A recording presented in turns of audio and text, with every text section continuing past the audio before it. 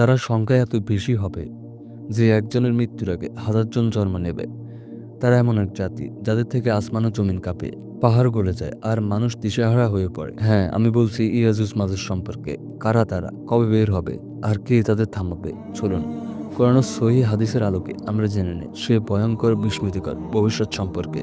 ইয়াজুজ ও মাজুজ মানব জাতির এক বংশ, যারা হযরত নূহ আলাইহিস সালামের সন্তান, ইয়াফেসের বংশধর। তাদের সংখ্যা এত বেশি যে রাসূল সাল্লাল্লাহু আলাইহি সাল্লাম বলেছেন, কিয়ামতের দিনে প্রতিটি ১,০০০ জনের মধ্যে ৯৯৯ জন হবে ইয়াজুজ মাজুজ। তাদের ধ্বংসযজ্ঞ থেকে বাঁচাতে এক নবী জুলকারনাইন তাদেরকে একটি প্রাচীর পেছনে বন্দী করেন। আমি তাদেরও তোমাদের মাঝে লোহার প্রাচীর তৈরি করে দিলাম।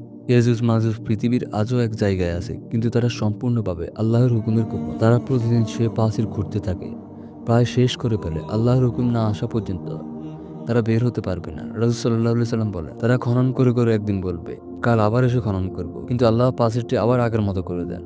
যেদিন আল্লাহ অনুমতি দিবেন সেদিন তারা বলবে ইনশাআল্লাহ, আর তখনই প্রাচীর ধসে পড়ে যাবে। তারা বের হবে এমন সময় যখন দজ্জাল নিহত হয়ে যাবে, ঈসা আলাইহিস সালামের নেতৃত্বে শান্তি শুরু হবে। ঠিক তখনই ঈসা আলাইহিস সালামকে বলবেন, আমি এমন এক জাতিকে পাঠাবো যাদের সঙ্গে কেউ যুদ্ধ করতে পারবে না। তুমি আমার ঈমানদার বান্দাদের নিয়ে পাহাড়ে আশ্রয় নাও। এরপর ইয়াজুজ মাজুজ ছড়িয়ে পড়বে পাহাড়, সমতল, নগরী, বন এবং সব জায়গায়।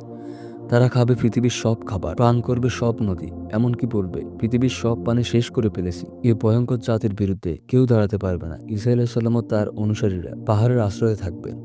তখন ঈসা আলাইহিস সালাম আল্লাহর কাছে দোয়া করবেন, আর তখনই আল্লাহ এমন এক বিপদ পাঠাবেন, গরুর ঘাড়ের মতো পোকা, যা ইয়াজুজ মাজুজের ঘাড়ে লেগে একসাথে সবাই মারা যাবে। রাসূল সাল্লাল্লাহু আলাইহি সাল্লাম বলেন, যতটা দ্রুত ওট মরুভূমিতে মারা যায়, ততটা দ্রুত তারা মারা যাবে। এরপর ঈসা আলাইহিস সালাম পাহাড় থেকে নেমে আসবে, দেখবেন সমস্ত পৃথিবী ইয়াজুজ মাজুজের গন্ধে পড়ে গেছে। আল্লাহ তখন বিশাল পাখিদের পাঠাবেন, যারা তাদের মৃতদেহ তুলে নিয়ে সাগরে ফেলে দেবে। পৃথিবী আবার হয়ে উঠবে শান্ত ও পবিত্র। ঈসা আলাইহিস সালাম আবার ন্যায়ের শাসন শুরু করবেন, মানুষ বসবাস করবে নিরাপদে।